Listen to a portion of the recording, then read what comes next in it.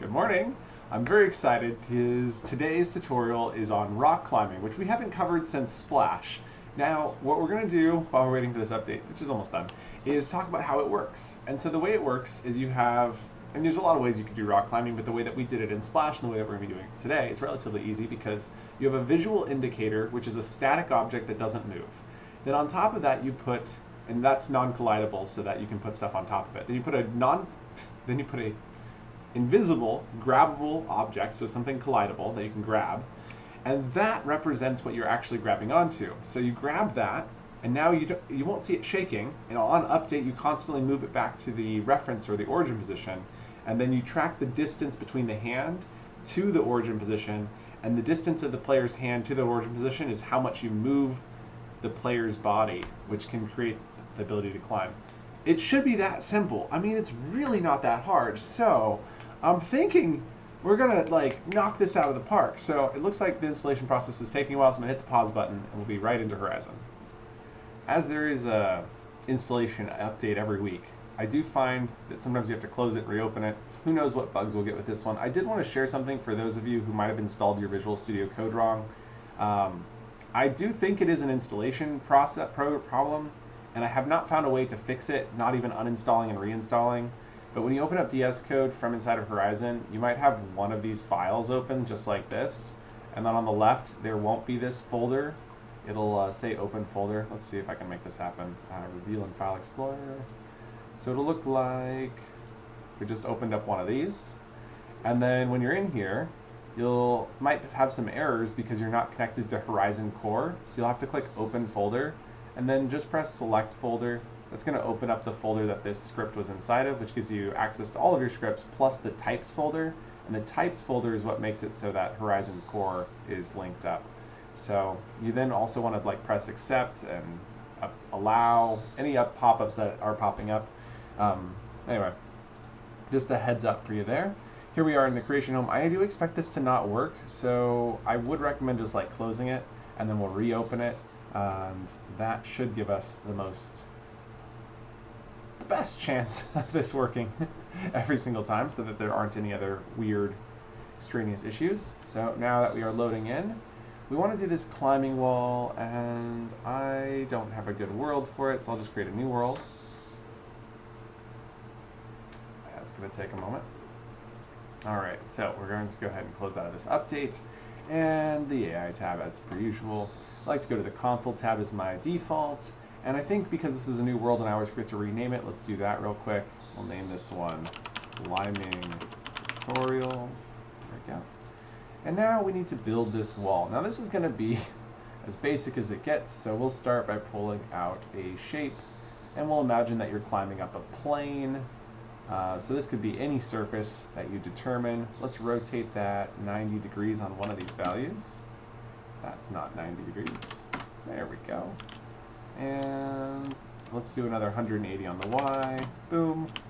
Awesome. So now we've got our climbing wall looking pretty decent. We'll move that down to 5 so that it's nice and level with the ground, and move that to 5 as well. Perfect. So this one didn't change, did it? Nope. Nice. Okay, so now that we got that nicely aligned with the world, and I do think I want to change the scale because I'm kind of a perfectionist. It's off by half on, which axis is that? If I select the scale axis, we can see it's the red axis. We know RGB correlates to XYZ, so on this axis, we want it to be 1 meter less, so we go to 0.9, since it's 10 by 10. Really? Oh, this value didn't change either. Wait, no. Oh, this position? This position didn't change.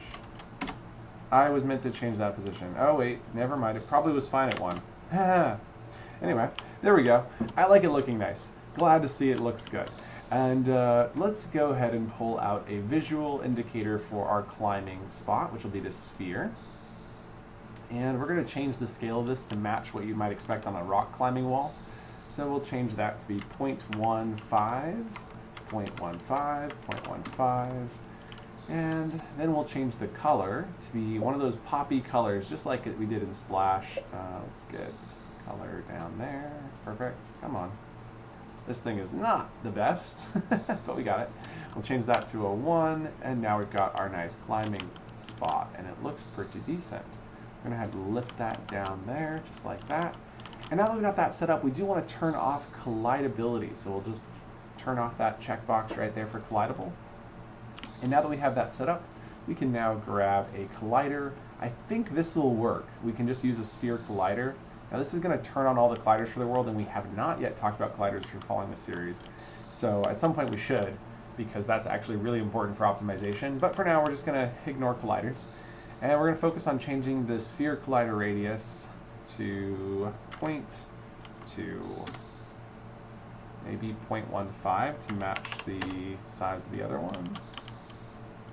It's about right. It's a little too big still. Let's try 0.05.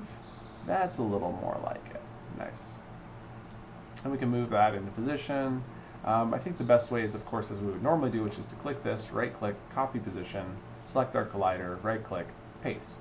Now, noting that colliders are completely invisible when you don't have collider view on. We are in collider view, so if we hit number 1, we're back in regular view. 2 is, I think, a geometric view. 3, 4, these are the number keys. 5, there's collider view, it's number 5. 6, not sure what that is. Anyway, so 5 and 1 are the ones that we'll be switching between today. They're just the number keys on your keyboard, allow you to switch between how you view the world. So this is like rendered view, this is like collider view. So now that we can see our colliders, we need to add a script to this, but we need it to be grabbable.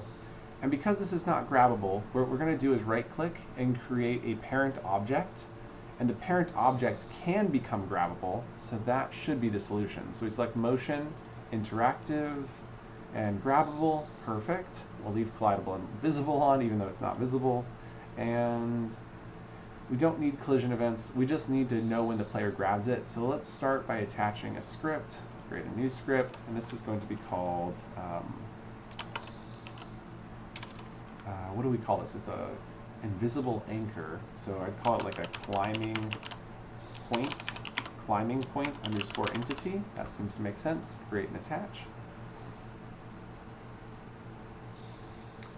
Give that a minute to compile. Shouldn't take too long. Gonna hit clear on the console if we so desire. Slide that up more. There we go. All right, back on the empty object. We should actually rename this empty object as climbing point. There we go. Scrolling back down to the bottom, 3 dots, and edit script. So this is going to open up VS Code. Now, remember, if you're not seeing, make sure to hit Yes, I Trust Authors and Allow. If you're not seeing, like if you're getting red line here, you just need to hit the open folder on this left side. Anyway, okay. We're going to delete this HZ dots. As you know, I don't like them. If you like them, you're welcome to keep them. That's up to you. Personal choices are your own to make. We'll then hit control period to explicitly import components. Now that we've got that on line 1, we're doing pretty good. With this set up, the next thing we need to do is know when the grab start happens. So we'll add this line down below, grab start, and parentheses and curly braces. And we should know when grab ends as well, because that's when we want the player to fall. And we need to know the player that we're engaging with. And on grab start, we also receive is right hand. This is just stuff that I've memorized. That's a Boolean. It tells us if they're grabbing it with their right or left hand. Then we receive the player parameter, which is a player. And grab end is also a player, player. And now to connect these two, we'll go and create pre-start. Make sure you click enter while typing pre-start. You need to have that capital S, otherwise your code won't run correctly. And then we delete the void because I just don't like void. Another personal preference. Now that we have our pre-start, we can connect by using connect code block event. Sorry about the sneeze. I'm using that pause button as well as I can. So this code block event, parentheses, and then we want to receive the event from self because this will run on the grabbable. So this dot entity, and then code block events dot grab start. And this is where you can find out what parameters come in with grab start. So here you can see the is right hand and the player boolean. and then comma arrow function where we can type in is right hand. So we're getting our parameters, and then we arrow to the right, curly braces, and inside of this we can call our local grab start, parentheses passing in is right hand and player, and then I like semicolons, so I add one here and here, and then I hit Control C, Control V to duplicate the line, switching this one to grab end, switching this one to grab end, deleting is right hand from both of these locations, and voila, we've done it. We've connected our grab start and grab end. Now before we go any further, there's something really important we need to do, which is to jump back into Horizon, go to the drop down for player settings, and we need to turn on custom player movement, this one right here. This is what's going to allow us to move the player, you know, customly. And so there we go. Just make sure to turn that on and press save. If we forget to do that, this will not work. Okay, now that we've got this set up, I'm remembering that we also needed on update, so I'm going to add that below start. So we'll add on update, which is received with delta time. And so some of you might be coming in without having done our series on how to think like a programmer. I would highly encourage you to do that, as we're going to cover a lot of these basics in the earlier videos, so like on update, connecting events, all that good stuff. Specifically the motion over time video is going to teach on update pretty well, I think. So anyway, worth checking those out. Now we need to connect on update, which we'll also do in pre-start. I'm going to do it slightly above, because I like to think chronologically, like you grab first, then you let go. And in this case, on update runs before both of those. So now we're going to connect a local broadcast event. That's what on update is. And it is the event is capital world dot on update. And then we can create a arrow function just like before, which has a payload. And I've learned this new way of just typing payload. I don't know how I didn't learn this sooner, but you can just type payload and then curly braces and call on update, and then parentheses payload dot delta time. So much simpler than what I did probably in the last version of this you saw. I'm gonna hit Shift Alt F to make it pretty. Looks like I didn't need to. Control save, very nice. So we've now connected on update. We're passing in delta time. If you're not familiar with delta time, it's the amount of time that's elapsed between the frame. On update runs for every frame of the game. And so what we're going to be able to do then is say, if there's a player grabbing me, I want to engage with that player. To do that, I want to have a local variable called holder or grabber. We'll call it grabber. I think it might even be better to call it the climber. And so climber colon is going to be of type player or undefined. There we go. I'm kind of realizing there might be a problem if the climber tries to grab two at the same time. We need to only allow the most recently grabbed one to take effect, which has me thinking the way we did this in code blocks is we sent out a broadcast event whenever you grabbed something, but it kind of makes sense that we should have some sort of climbing manager. So I'm thinking we duplicate this script, right-click, reveal in File Explorer, and then Control-C, Control-V to make a copy, and then we can rename this. And this is going to be running on an entity, but it's going to be the climbing point. Oh, no, no, what are you doing? Stop. Ugh, come on. Oh my goodness gracious. I just want to rename you. I'll use my keyboard instead since my mouse is giving me so many failures. Climbing point manager. And so this manager will be a singleton, meaning there will be only one copy of it running, whereas we'll have plenty of climbing points. That also means that we're going to want to have a data file that they share. So we're going to create climbing point underscore data. There we go. And this is going to get into some advanced stuff. So I need to move this video in my mind where it's going to be placed in the series to be relatively lower down, because this one's a much harder topic. But assuming you've been following along thus far, this might actually not be too difficult. So we're going to open this in external editor. And then inside of here, we don't need any of this because we're just creating a data file. And so we're going to go ahead and type export constant, and I like to mirror the name. So climbing point underscore data equals curly braces. And then what we need to export is a map of this data.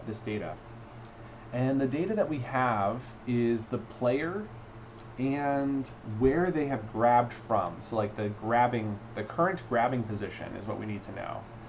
And so let's call this the player grabbed map. And this is kind of difficult. I'm just thinking it through in my mind. So we're going to type new map. So we're creating a new value inside of this JSON object that we can then access from anywhere. And so this map will be of type player for sure. So that's our key, is the player. And then the data that's being stored is kind of confusing because I kind of want to do one of these guys, which will allow us to, by the way, you have to have the, parentheses at the end. So I was just kind of pre-filling this out. So what this currently says is we're creating a new map with a player tied to an empty JSON object, but we can put values in this JSON object. Like if we have, oh,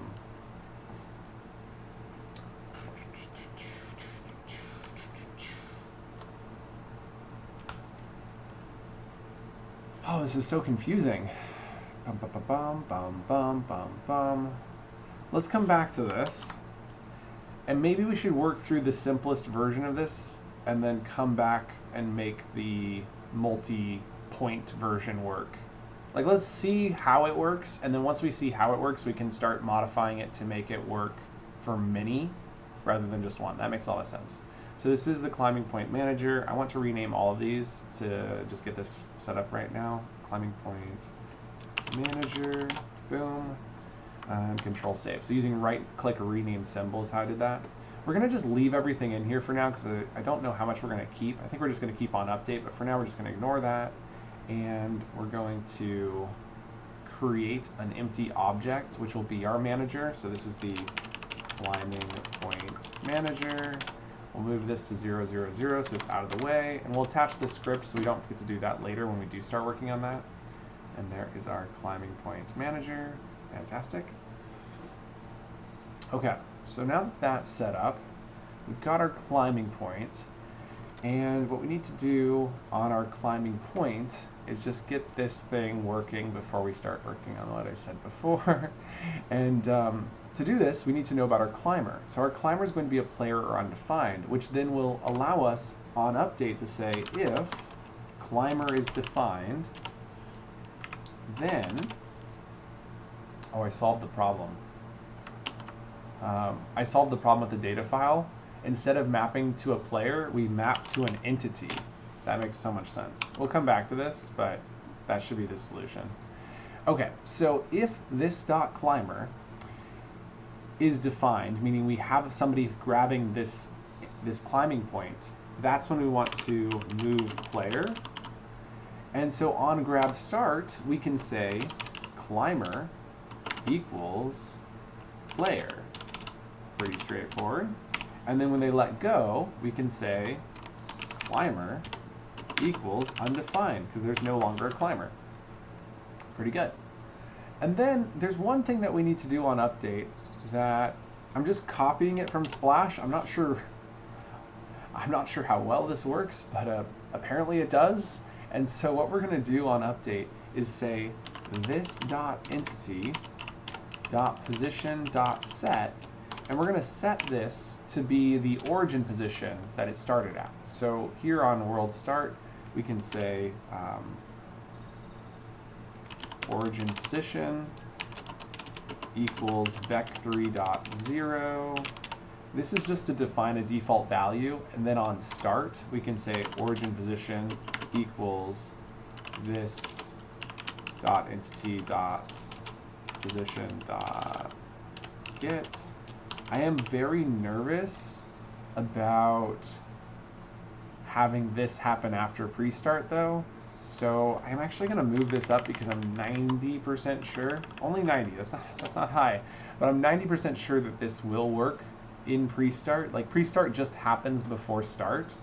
It should be able to do this stuff. So we should be able to define this before we connect on update, which should prevent a frame from elapsing where, but just for the sake of argument, I'm pretty sure if we'd put this in start, that less than a frame happens between pre-start and start, but I just didn't want to risk it. I want to make sure the order of the, what's happening makes sense. So setting origin position and then connecting the broadcast event makes sense, which then allows us to constantly move the invisible grabbable back to where it started, which is the visible grabbable, or the visible non-grabbable rather. All right, so we're moving that to the origin position. So as soon as the player grabs it, it's going to start snapping back, and we need to move the climber based on the distance to that position. And so we can say climber dot, I think we could use the actual position of the player, but I kind of feel like we were just doing, okay, so I found the original, and we can see that we're setting the physical velocity of current player to 3.5 times origin position minus hand position. So that's the same math that we want to do here. Physical velocity, that's curious. I wonder if that counts as custom player movement. Maybe we didn't need custom player movement anyway. I'm not sure. Okay, so this dot climber, maybe, dot physical velocity. Oh, how do you do that? If it's not called physical velocity in TypeScript, what do they call it? To figure that out, I usually use Waffle's tool, which I don't know if I have on my desktop. Let's see, might be in my cleanup folder, which is just a complete mess. That looks like it could be it. Oh no, that's not it. It's this one. There it is. Thank you, Waffle, for creating this reference. It shows you the code blocks equivalent. And so if I hit Control F, I should be able to type physical player velocity dot set. Add player physical velocity. Here we go. And it's player dot velocity dot set. Okay, that seems pretty straightforward. Cool. That makes sense. Back in Horizon, do velocity dot set parentheses. There's no guarantee this is synchronous. That's fine. And so we need to set it to what we saw was 3.5 multiplied by the subtract. So it's taking a vector, which is a direction, and so we need to calculate the direction, which we saw in this video was the origin position subtracting the hand position. So if we start with our origin position dot sub parentheses the hand position, which we have not saved whether they are right-handed or left-handed, so we need to do that. So we'll save is right hand. I'm so glad we abandoned doing the global version first, because there's a lot of little things here we need to fix.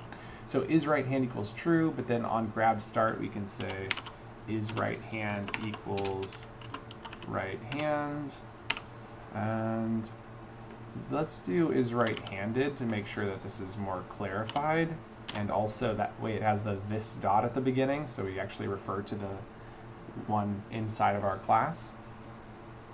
So is right-handed equals is right hand, which then allows us to say we need to subtract the is right-handed question mark, which allows us to say if it's right-handed, then we can get climber dot right hand dot position dot get, and then we can use the colon to say else we want to return the climber dot left hand dot position dot get. It's a little long at this point, especially because right after we do all of that, we then need to type dot multiply, and multiplies the current vector by a scalar. Yep.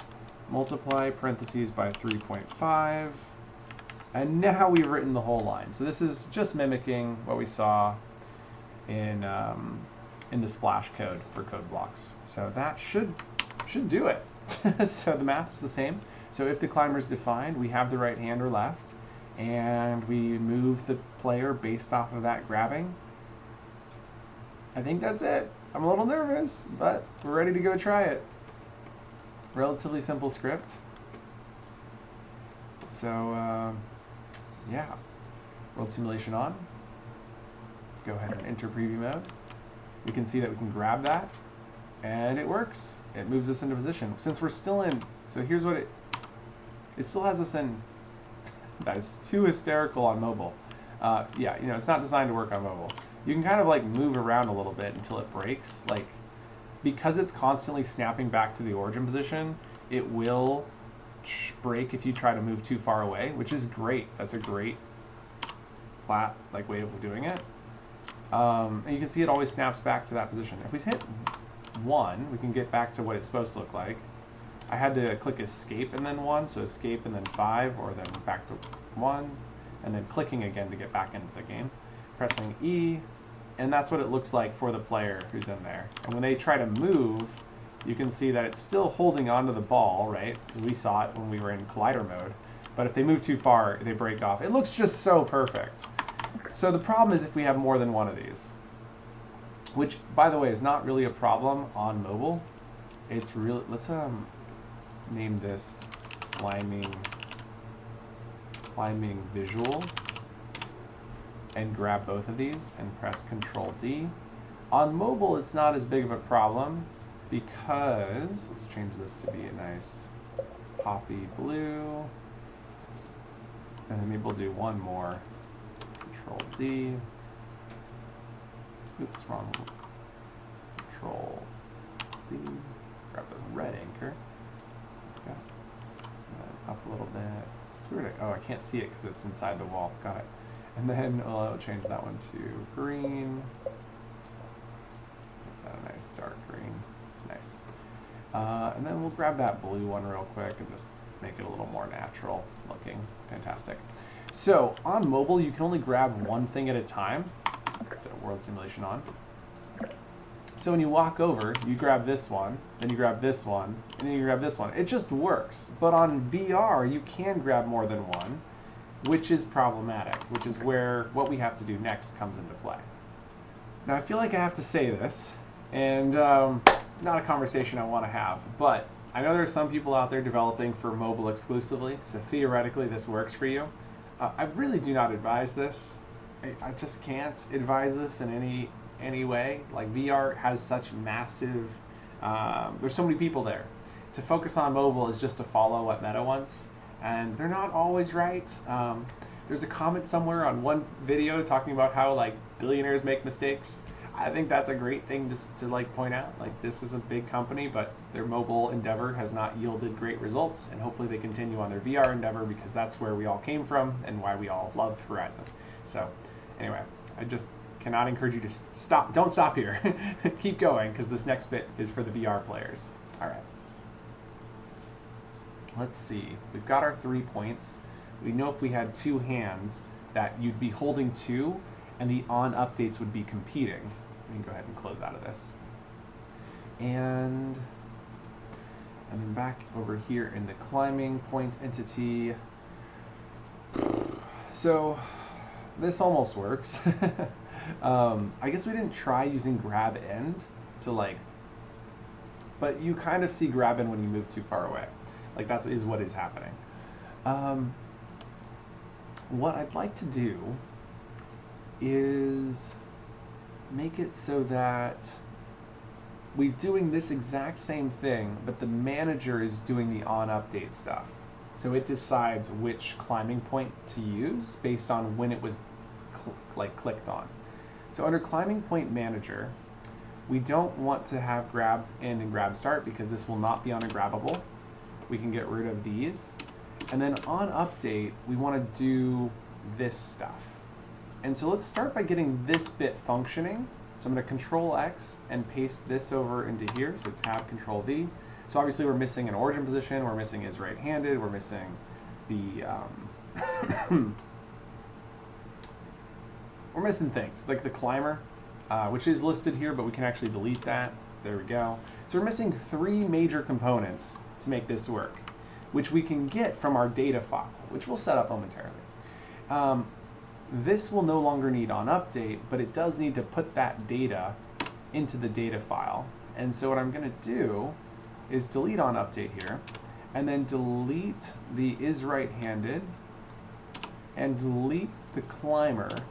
That will tell us that we have errors here, and those errors are because we need to set that not inside of our class here, but inside of the climbing point data. So then here in climbing point data, we now know that there are 3 separate things that we need, at least. And the entity would mean that we'd always only have 1 per grabbable point. And I think that makes the most sense. And so we need to know the player, which will be of type player. And we are going to call this climber to match our original naming convention. So we have our climber, which is a player. We need to know when grabbed, and that is a number. That'll be the time since epoch in milliseconds. We then need to know the is right-handed, which is a Boolean. And we also need to know the origin position, which is a vec3. Shift-Alt-F to make that pretty, and that is not the prettiest code I've ever written, because normally I'd make it like a custom type for this, but this will function and it will work correctly. So I think we're just going to go with it because it's relatively quick, and getting lost in the weeds of making types is definitely one way to slow down your build, so we'll make this work. Let's go to the manager first and see how we would use this on update. To use this on update is going to be something I think you'll find familiar if you've been following along with the series, and you'll type climbing point data dot player grabbed map dot for each. Pretty great. For eaches are great.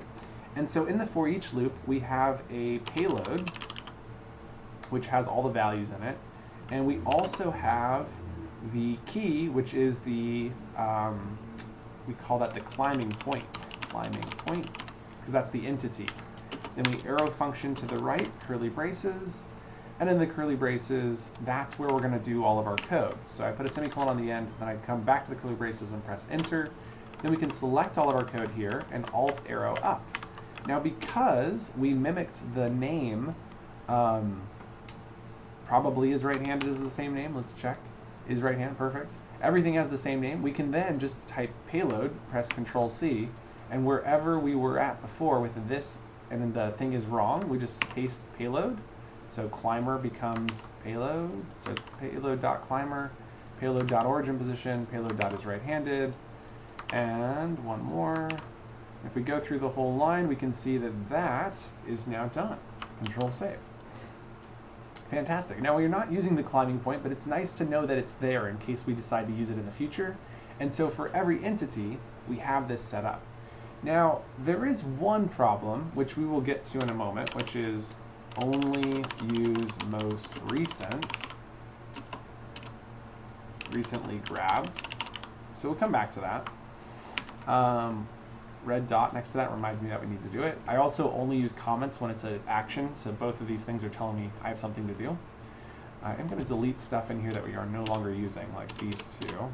That just is for prettying up. You definitely don't need to do that. That is just like my mind being OCD. So this map is done.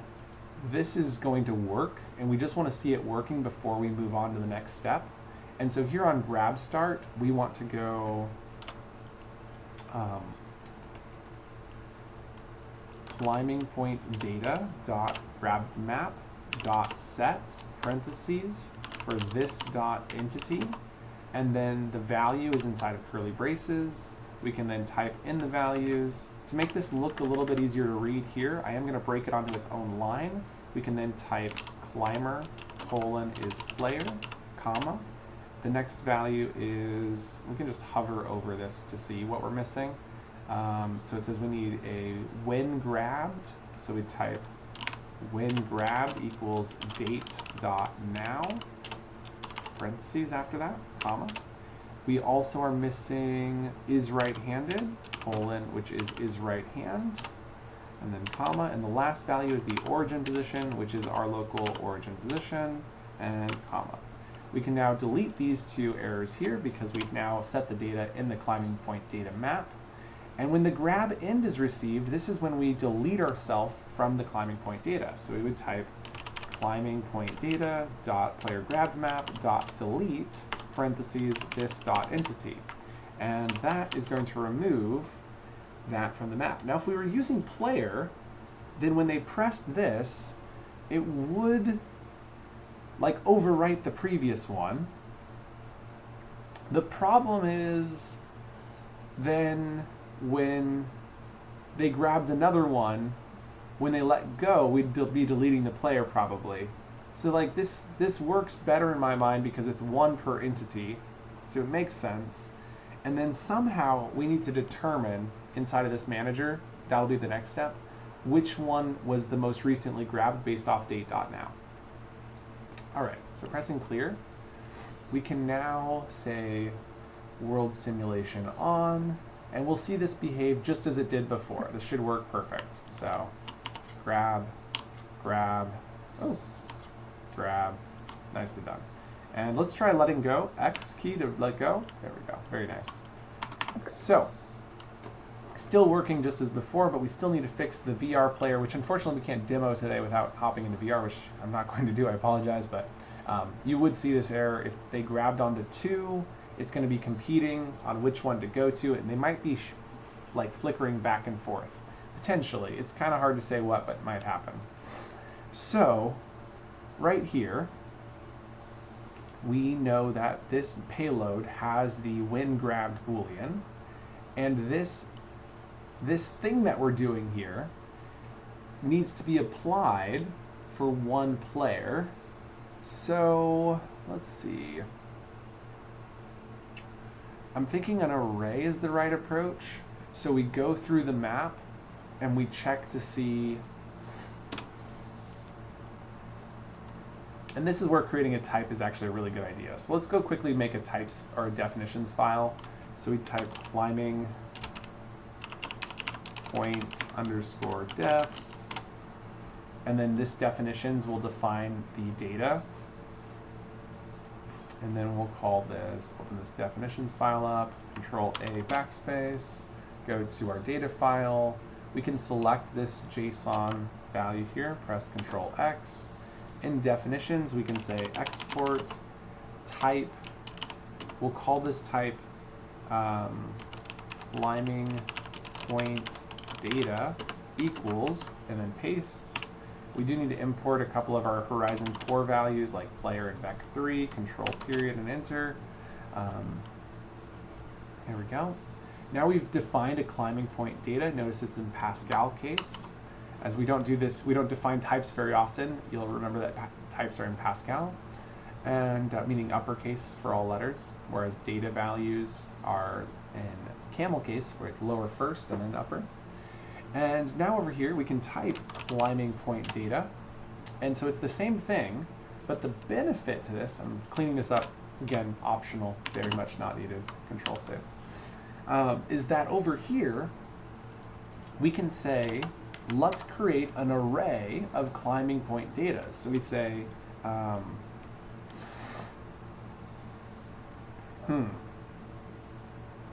and I'm almost thinking we use a map so that we can map it to the player. Let's try map first. So we say constant player data, player climbing point data map equals new map of type player to type climbing point data. And then remember parentheses at the end. So this is an empty map. Every time we load on update, we create a new one of these. And then right here, we would be going through, and man, this is kind of silly, but I think it's the way to go. Because what we can do, and what we can also do is rename this, now that it's no longer a payload, it's actually a climbing point data. We can just rename it to climbing point data because that's what it is. And then you do this one, like I said, in camel case. Notice how it's lowercase, not uppercase. And then we can right click on payload. We're not going to be able to, we'd have to, yeah, you can't rename that one. If we change it up here, then we'll have to fix it. So let's change all occurrences, since this is a short script. And then just up here, we can change this to payload, like return that to what it's supposed to be. Oops, Control Z. Payload, payload, there we go. That's the easiest way to do that. Okay, for this file specifically. Next up, because we have this climbing point data, we do need to go through this player climbing data map when we're done, and it's going to do what we were doing here. So let's go type player climbing point data map dot for each parenthesis, and then this is the climbing point data, comma player, and then arrow function, curly braces, semicolon. We really don't need player there, but I'm keeping it there because, like I said, I like seeing it. But then this code, all of this gets moved down into here, and then we just make sure that there's only one player inside of this, inside of here.